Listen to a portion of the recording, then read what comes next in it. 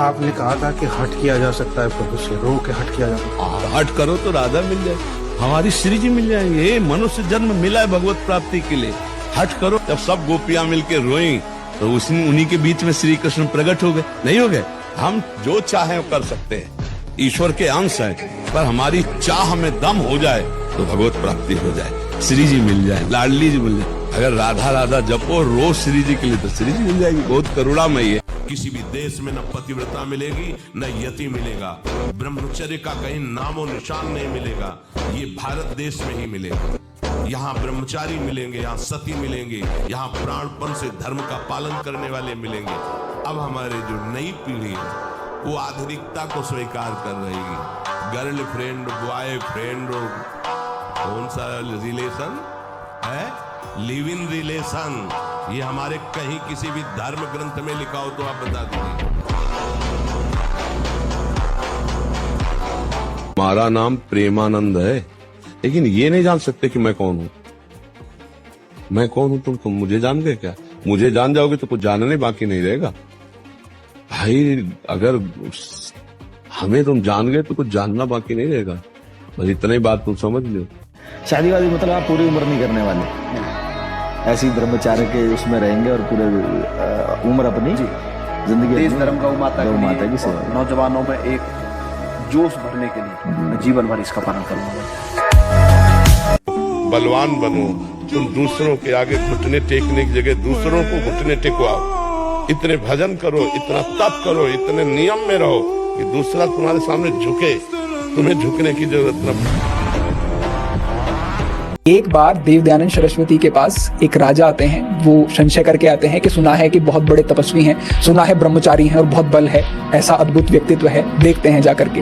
वहां पर गए, उन्होंने उनके विषय में नकारात्मक चीजें कही राजा ने, जो भी स्थिति बनी। फिर वो जाने लगे कि क्या आपके ब्रह्मचर्य में बल है, हमें तो कुछ नहीं दिखा, इस प्रकार के शब्द। उनकी जो बग्गी थी राजा की, वो 7 घोड़ों की बग्गी थी और उसको इस प्रकार से रोका, कहीं पर पैर अटकाया और उस बग्गी को वहां पर पकड़ करके खड़े हो गए देवदयानंद सरस्वती, और वो आगे नहीं बढ़ सकी। वो राजा उतरता है और पैरों में गिर जाता है कि वाकई ये जो सुना था वो कहीं ना कहीं ठीक है।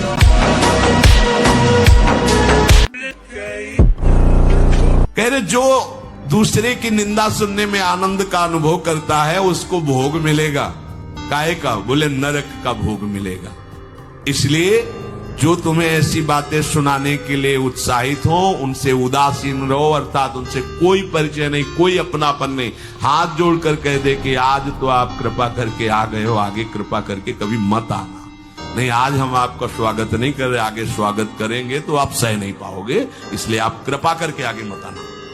हम आपके पास गए नहीं, आप आकर हमारे गुरु की, हमारे इष्ट की अवहेलना की बात करोगे तो आज क्षमा करते चले जाइए, दोबारा मत आना। चाहे कोई भी हो, तुम्हारी निष्ठा में इतनी ताकत है वो झुक जाएगा, उसकी सामर्थ्य नहीं। क्यों?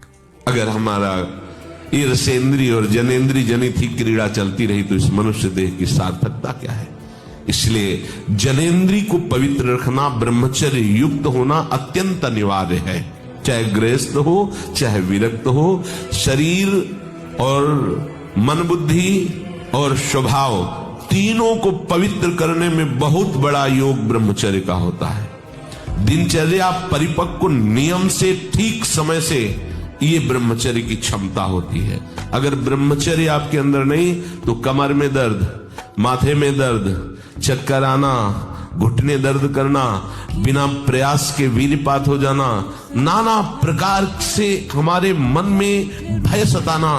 झुकना नहीं, टूटना नहीं, माया का कार्य है झुका देना, रौन देना और पश्चाताप मत करना। प्राय कहा जाता है प्रायश्चित करो, पश्चाताप। हमारे पास समय नहीं है। राधा राधा राधा सब हो गया, पश्चाताप बढ़ा गए। 5 ज्ञानेंद्रियों के द्वारा भोगों में प्रवृत्त होना, ये इसका स्वभाव है। इस स्वभाव को जो रोक सकता है वही ब्रह्मचारी हो सकता है। इसके लिए हमें संग पहले ठीक करना होगा। ऐसे बच्चों का संग न होने पाए जो गंदी क्रियाएं करते हैं, गंदी बातें करते हैं, गंदे दृश्य देखते हैं या दिखाते हैं। दूसरी बात, हमें ऐसे भोजन का त्याग करना होगा जो हमारे अंदर भोग कामना या तमोगुण वृत्तियों को पैदा करता है। सात्विक भोजन, अल्पाहार भोजन। तीसरी बात, उसको बहुत अधिक व्यायाम और प्राणायाम, अगर अखंड ब्रह्मचारी रहना है तो अत्यंत आवश्यक है। तीसरी बात कि कम से कम 30 मिनट दंड बैठक आदि, फिर इसके बाद 30 मिनट आसनों का अभ्यास। और सच्ची बात है बच्चा, गिरना तभी तक है जब तक अहंकार है इस मार्ग में। और जब अहंकार नष्ट हो गया तो कोई गिरा ही नहीं सकता। जब तक अहम होता है कि मैं लड़ सकता हूं, तब तक हारना है। और जब ऐसे हो जाता है, ऐसे कौन होता है? आत्मसमर्पण कौन करता है?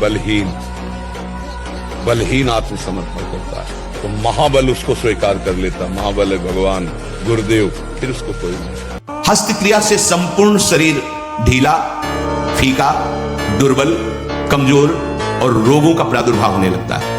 मुख की कांति हीनता बढ़ती चली जाती है। मुख प्रसन्न तन तेज विराजा, कीन से रामचंद्र कर काजा। या चेहरा देखो, वैसा लगता है जैसे सब उड़ गया, कुछ नहीं रह गया, बस केवल सजावट रह गई।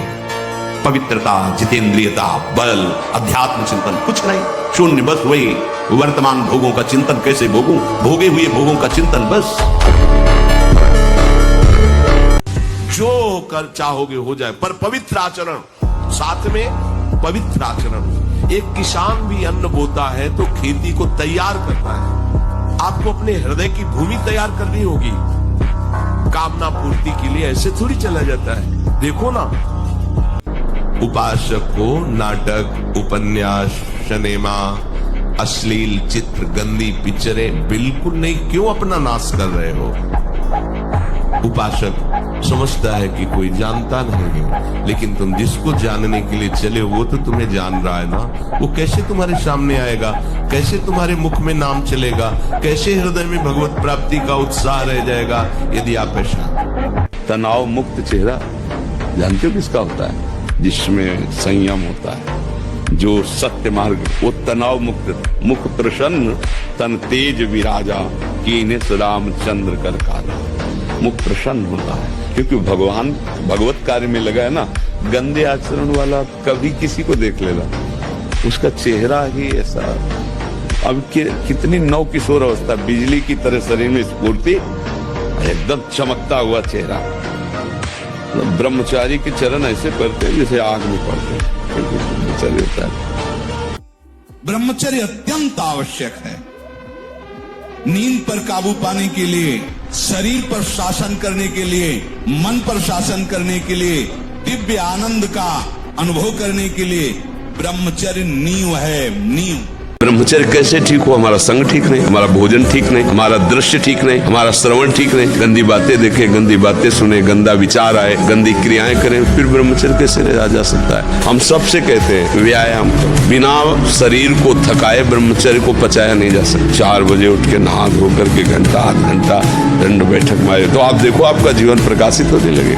ब्रह्मचर्य ही परम तप है, ब्रह्मचर्य ही परम धन है, ब्रह्मचर्य परम एकाग्रता है। एकाग्रता ब्रह्मचर्य से आती है। आंख मूंदो या खुली रखो, अगर ब्रह्मचर्य ठीक, एक शीतलता, एक गंभीरता, और जिधर दृष्टि लगा उधर एकदम चिपक जाएगी जाके। अब हम लोगों को अवसर मिला है कि मन को संभाल कर प्रियालाल के चरणों में लगाएं। ये जन्म हम सार्थक कर रहे हैं। डरो मत, तुम में बहुत सामर्थ्य, तुम भगवान के अंश हो, तुम शरीर नहीं हो।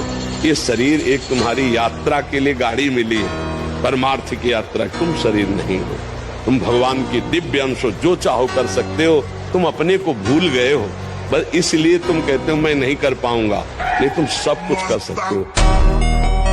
यहां कोई भी फंसा हुआ है तो अपनी कामना, इच्छा और वासना से फंसा हुआ है। आप अपनी इच्छा, कामना, वासना को शांत कीजिए, आपकी ड्यूटी है। और फिर आप प्रश्न कीजिए कि आपको किसने बांधा था, कौन बंधा है। ना अभी बंधे हो, ना पहले बंधे थे, ना अभी दुख है, ना पहले दुख है। माना हुआ आपका इच्छा का दुख और सुख है, क्योंकि आप दुख और सुख से परे तत्व हैं। नेत्र का ब्रह्मचर्य सबसे पहले शुरू कीजिए। आपको वो चीज नहीं देखनी, वो बात नहीं पढ़नी, वो दृश्य नहीं। श्रीमद् भागवत में वर्णन है, कोई पशु पक्षी भी मैथुन कर रहा हो, अचानक दृष्टि गई तो मानसिक प्रणाम करके दोबारा दृष्टि नहीं जानी चाहिए। बहुत दृष्टि उठा करके इधर उधर गर्दन हिलाने की जरूरत नहीं। और जैसे कि कोई टक्कर मार सकता है, देखो जिनको प्रारब्धानुसार टक्कर लगनी होती है ना, वो चाहे जितनी सावधानी से चलो, वो प्रारब्ध आकर के दंड देता है। प्रभु का नाम आपका पहरेदार अंग रक्षक है, कोई बाल भी बांका नहीं कर सकता। आपका प्रारब्ध यदि आया है, प्रभु से पास हो गया है कि आपको ये दंड मिलना चाहिए, फिर मिलेगा। आप निश्चिंत रहिए, निर्भय रहिए। प्रभु का जो विधान है वो मंगल करने वाला है। लेकिन तुम्हारे अंदर ये संस्कार जो पड़ रहे हैं कि थोड़ा सा मांस खा लो तो तुम्हारे पर रोगों से लड़ने के परमाणु रहेंगे, कैसी बात करते हो? क्या समझते हो? संयम नियम में जो ताकत है वो किसी में दूसरे का मांस भक्षण करने वाला, वो राक्षसी प्रवृत्ति वाला क्या बल को प्राप्त होगा? जो अध्यात्म बल से युक्त है वही बलवान है। और जब ब्रह्मचर्य, ऐसा कैसे हो सकता है? बल है ना, अध्यात्म बल, शारीरिक बल की बात नहीं कहते। ऐसा कैसे हो सकता है? यदि एक बार ऐसा हुआ तो 1000 बार मैं प्रयास करूंगा और इस पर विजय। वो मतलब जिद्दी स्वभाव, एक निष्ठा उसी से आती है, उसी से। पहले खेती जोतते थे ना किसान, एक पार वाला होता था और पूरे खेत को उसी से जोतला है, बलवान होते। 2 लीटर मठा